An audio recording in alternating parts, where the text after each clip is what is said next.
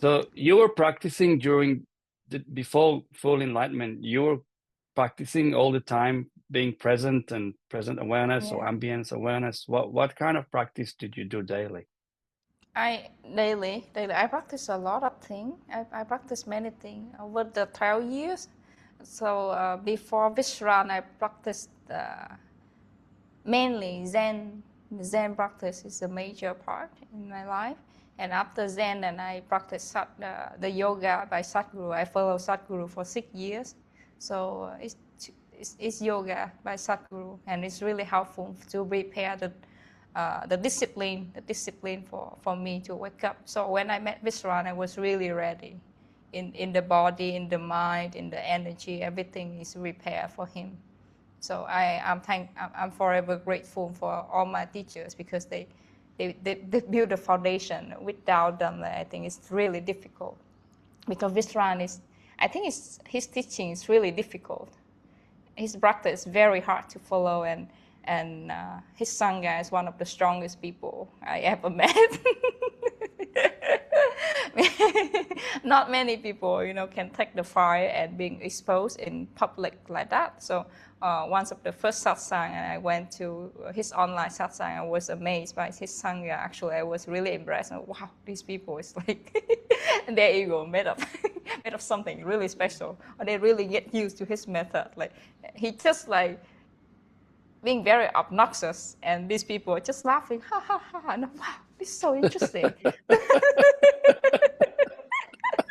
No, usually in other sangha, like no master ever spoke like that, and those spiritual people, they're very sensitive. You cannot making joke about their practice, or you cannot call the linga a dick or Vishrant. Hey, he don't call that. It's amazing. Yeah. Actually, it's very close to the Zen tradition in China. A few hundred years ago, in the peak time of the Zen tradition, on the Zen master, they spoke like that, to break the mind, to break the pattern of the mind.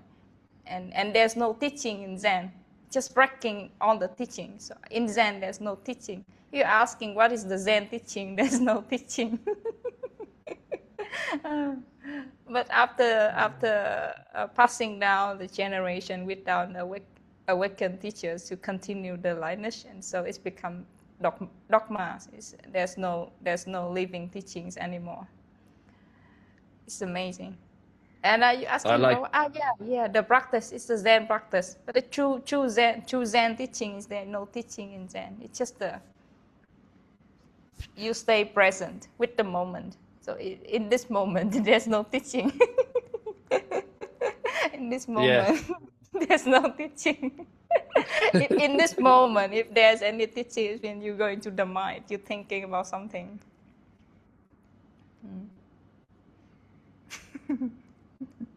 I really like I think it was in your last session, you mentioned about that you were organizing your life towards enlightenment, and just living the life in a way that it's supportive.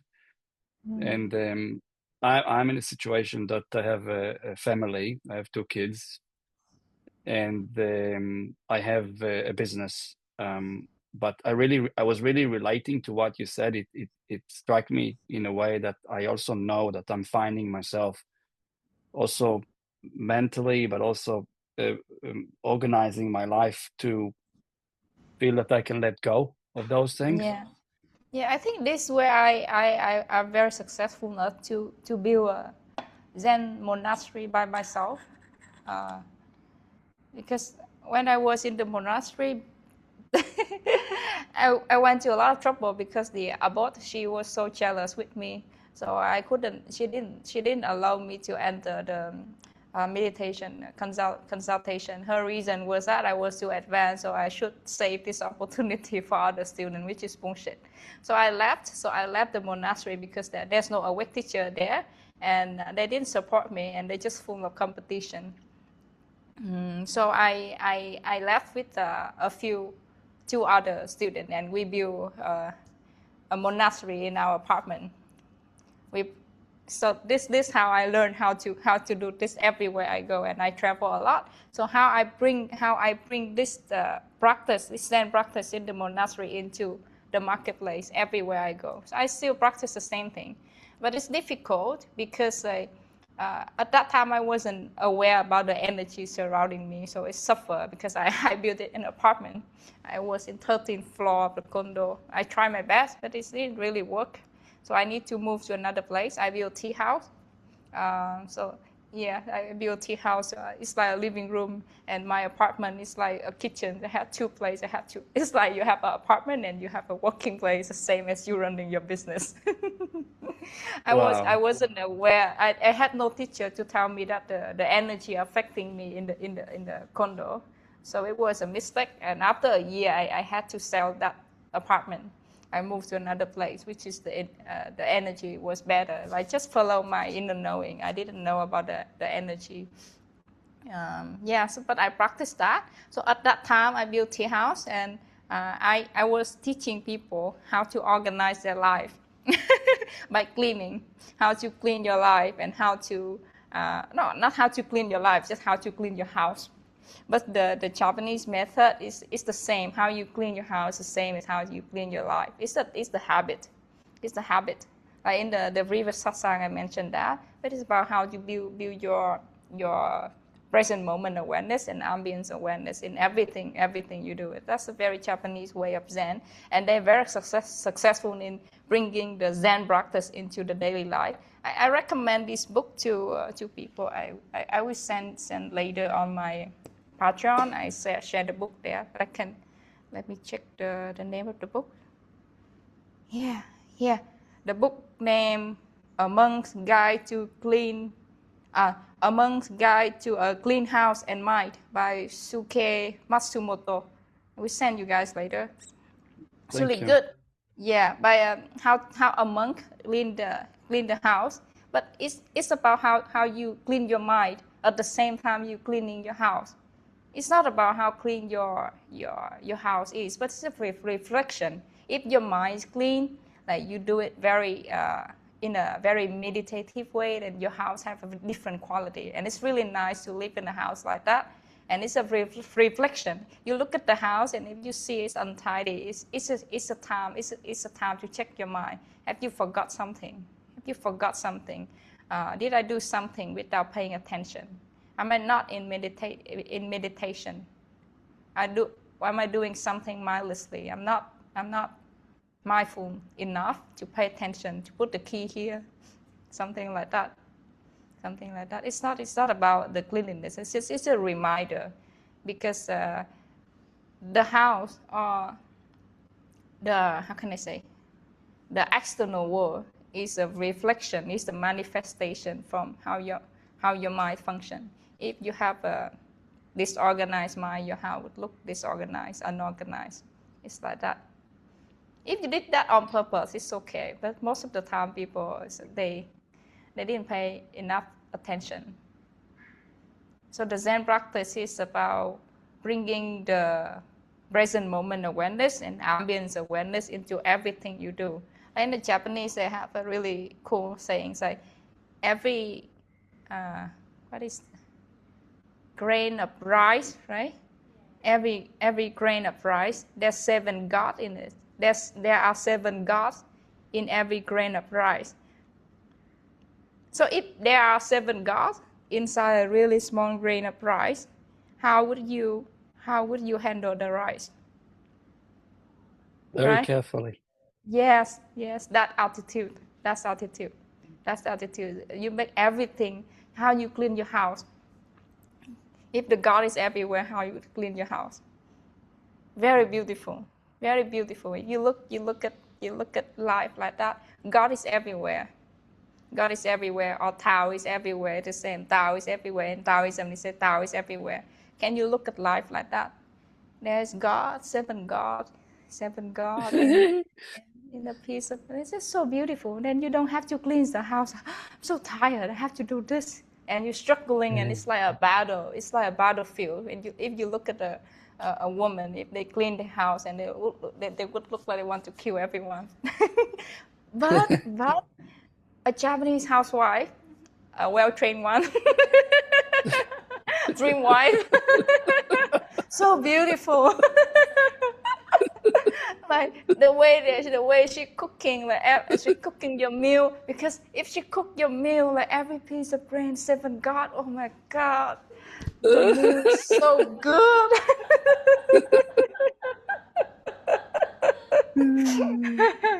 Yeah, and the way they clean the house. That's why in Japan you have to pay your wife, even if she stay at home and doing household. But like if you're a husband and you have a wife and she stay at home doing household, and the wife is legally being paid by the husband. That's fair. Oh wow, it's Yeah. both being a wife. Exactly, because it's a real job. It's a real job. Like you want that quality of meal in the house, so spot that you need to pay them. Like everywhere else in the world, they didn't get paid. That's why they piss off. There's no seven God in a rain of rice because you didn't pay them well enough. I found that to live like that, like the way, for example, I would choose, which is something that like what you describe. I Yeah, prefer to live alone more. You yes, know. yes. But I'm talking about very beautiful way to bring the Zen practice into daily life. And yeah, another book I recommend is the very famous in the West by Marie Kondo, The Life-Changing Magic of Tidying Up. Probably everyone knows this book. She's the queen of organizing, like the Japanese art of decluttering and organizing. Her name is Marie Kondo, The Life-Changing Magic of Tidying Up. Yeah, it's a really good book. And she described how to do the housework. This is a Japanese wife. This is a typical Japanese wife. And she's sort of like described her. I think she went through a small surgery when doing housework. What she described in the book, probably she didn't know about it, but it's like she's so broken and she collapsed on the floor, and then suddenly she woke up, not like enlightened, but then, and she do the housework in a totally different attitude, and she become a bestseller after that. But it's amazing. That's a really good book, and she would instruct you how to fold your clothes and all those things. But it's an amazing book.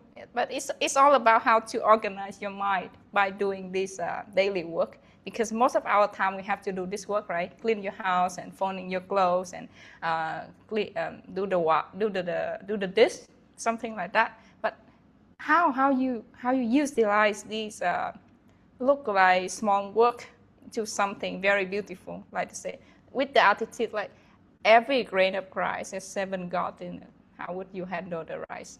It's the same thing, and they have all kind of gods in the bathroom and in the washing machine, everywhere. God is everywhere. That kind of attitude make life very beautiful. Another book called I made the list. Goodbye Things, The New Japanese Minimalism by Fumio Sasaki. It's really good about minimalism. And in this Minimalism. book, minimalism, yeah. The book called Goodbye Things, how to let go of the things. Yeah. And they usually portray the minimalism like an empty room with no furniture. And I did practice this. Is interesting, but you don't have to do that minimalism. Just that use enough. It's like a reply to the consumerism in the West right now. So it's a really good practice. It's really good practice. The minimalism. Yeah, Let go like of your things. Yeah, you have a lot of things that you don't need, and you buy a lot of things that you don't need, and it's about letting go. So these 3 books, the first book on the Monk Guide to a Clean House and Mind, it's about how to clean your house and mind.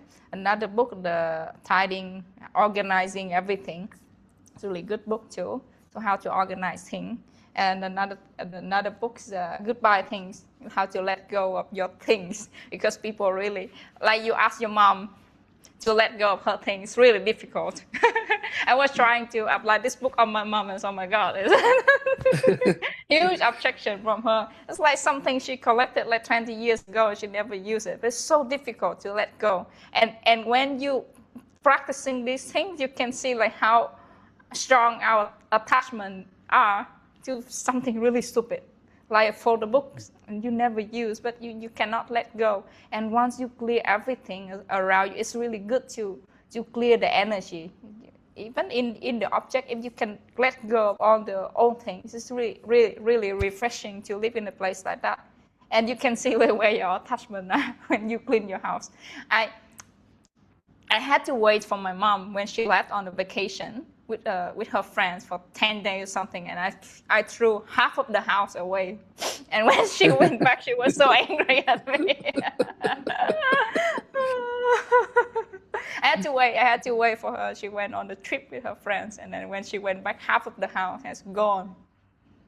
Amazing. And then she but like her, it's about like I was forcing upon her, so she's still being herself, and she's still collecting things again. But it doesn't change until you change your mind.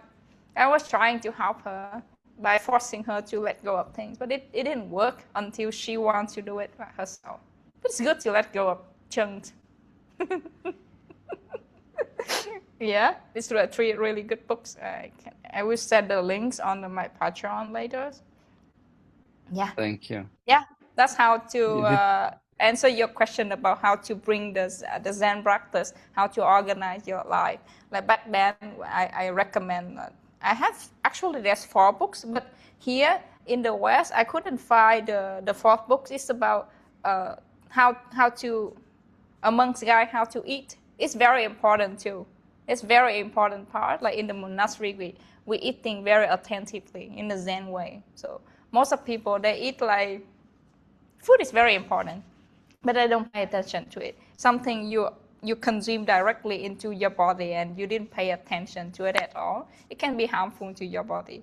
It's about the quality of how you eat. Of course, the quality of food is really good too. It's really important too. But it's about the way you eat and how mindful you are when you eat. It's very different quality when you take something into your body. But I couldn't find the book in English. There's a book like that, how to eat in Zen. Very, very beautiful way. How to prepare the food. But like you can put it very simple. Like if there are 7 gods in a grain of rice, how you would treat your food. It's like that. And food is it's the source of life. But people treat it like commodity. They treat it as it is produced in the factory. It's not like that, right? It's a gift from the nature, and you use it to nourish your life within yourself. How can you treat it casually like that? And it's true when they say that there's 7 gods in the grain of rice. That's true. That's level of reverence. You should treat something you take into your body, right? Cannot be casual.